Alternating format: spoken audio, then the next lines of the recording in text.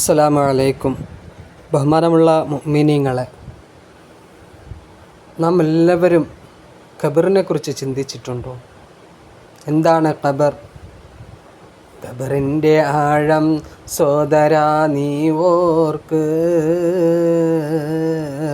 അതിൽ നിന്നെ മെല്ലെ ഇറക്കലും ഒന്നോർക്ക്. നിൻ്റെ പള്ളി പരിസരങ്ങളുണ്ടല്ലോ, നിൻ്റെ പള്ളിയുടെ ചുറ്റുപാടുണ്ടല്ലോ, നിൻ്റെ പള്ളിയുടെ ചുറ്റുപാടിൽ അവിടെ കുറേ മനുഷ്യരെ അടക്കം ചെയ്തത് നീ കാണുന്നില്ലേ? കുറേ മനുഷ്യരെ കുറേ പേര് ചേർന്നിട്ട് സന്തോക്കിലേറ്റിയിട്ട് പള്ളിക്കാട്ടിലേക്ക് കൊണ്ടുപോകുന്നത് നീ കണ്ടിട്ടില്ലേ? ആ പള്ളിക്കാട്ടിൽ കൊണ്ടുപോയിട്ട് 6 അടി മണ്ണിൽ അവരെ മെല്ലെ മെല്ലെ ഇറക്കി വച്ചിട്ട് എല്ലാവരും 3 പിടി മണ്ണും വാരിയിട്ടിട്ട് അവസാനത്തെ മനുഷ്യനും അവിടെ നിന്ന് കടന്നു പോകുമ്പോൾ മലക്കാനി അസ്വദാനി അസ്റാകാനി ശഅറുഹുമാ യസ്ഹബുൽ ഖദമൈനി.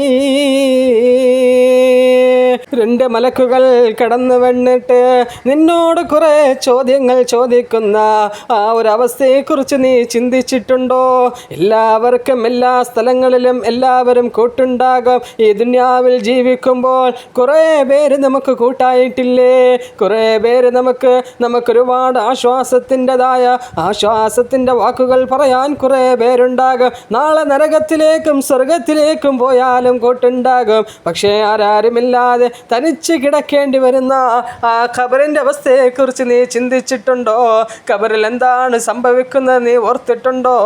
അല്ലാഹു സുബ്ഹാനഹു വ തആല നല്ല കാര്യങ്ങളുടെ ജീവിതം മുമ്പോട്ട് പോകാൻ തൗഫീക്ക് നൽകട്ടെ. ചിന്തിക്കണം മനുഷ്യരെ, ചിന്തിക്കണം. ഖബറെന്ന് കേട്ടാൽ തൽക്ഷണം ഞെട്ടേണ്ടതാ, കണ്ടാലുടൻ വാ വിട്ടു നീ കരയേണ്ടതാ. ആ ഖബറിൻ്റെ അവസ്ഥയെ കുറിച്ചിട്ട് മഹാനായ ഉമർ ഇബ്നുൽ ഖത്താബ് റളിയല്ലാഹു തആല അൻഹു, ആരാണ് ഉമർ എന്നറിയോ? ഉമർ റളിയല്ലാഹു തആല അൻഹു ഇസ്ലാമിക പ്രബോധനത്തിൻ്റെ മുടിച്ചൂട മന്നനായിരുന്ന മഹാനായ ഉമർ ഇബ്നുൽ ഖത്താബ് റളിയല്ലാഹു തആല അൻഹു പോലും ആ ഖബറിൻ്റെ ഭയാനകമായ അവസ്ഥ ഓർത്തിട്ട്, ആ ഖബർ ജീവിതം ഓർത്തിട്ട്, യാ ലൈതനീ കുന്തു തുറാബാ, ഞാനൊരു മണ്ണായി പോയിരുന്നുവെങ്കിൽ എനിക്ക് ഖബറിൻ്റെ അദാബിൽ നിന്നും രക്ഷപ്പെടാമായിരുന്നില്ലേ? എന്തിനേറെ പറയണം, ബഹുമാനപ്പെട്ട ഉസ്മാൻ റളിയല്ലാഹു അൻഹു പരിശുദ്ധമാക്കപ്പെട്ട ദീനുൽ ഇസ്ലാമിൻ്റെ 3ാമത്തെ ഖലീഫയായി അറിയപ്പെടുന്ന ഉസ്മാൻ റളിയല്ലാഹു തആല അൻഹു ഖബറിൻ്റെതായ ഓരത്തോടുകൂടി പോകുമ്പോൾ പൊട്ടി കരയുമായിരുന്നു. എന്താണ് മനുഷ്യൻ്റെ അവസ്ഥ? ഒരു മനുഷ്യനെ ഖബറിലേക്ക് കൊണ്ടുവച്ച് കഴിഞ്ഞാൽ അവൻ്റെ അവസ്ഥ പിന്നെ ആർക്കാണ് പറയാൻ കഴിയുക?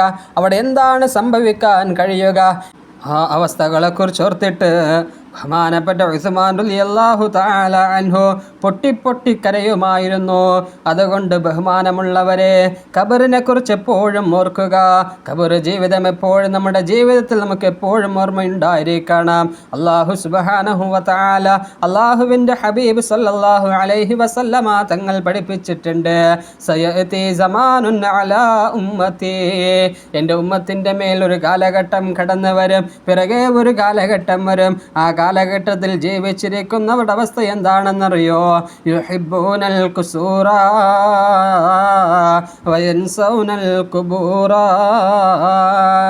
വലിയ മണിമാളികളും കൊട്ടാരങ്ങളും ഇഷ്ടപ്പെട്ടുകൊണ്ട്, വലിയ വീടുകളും വലിയ മണിമാളികളും കൊട്ടാരങ്ങളും ഇഷ്ടപ്പെട്ടുകൊണ്ട് അവർ ഖബറിനെ മറന്നു കളയുന്ന, ഖബറിൻ്റെ ജീവിതത്തെ മറന്നു കളയുന്ന, അവരെ കൊണ്ടുവെക്കുന്ന 6 അടി മണ്ണിനെ മറന്നു കളയുന്ന ഒരു സമൂഹം എൻ്റെ ഉമ്മത്തിൻ്റെ മേൽ പിറകെ വരുമെന്ന് നബിയുനാ മുഹമ്മദുർ റസൂലുള്ളാഹി സല്ലല്ലാഹു അലൈഹി വസല്ലമ തങ്ങൾ പഠിപ്പിച്ചിട്ടുണ്ട്.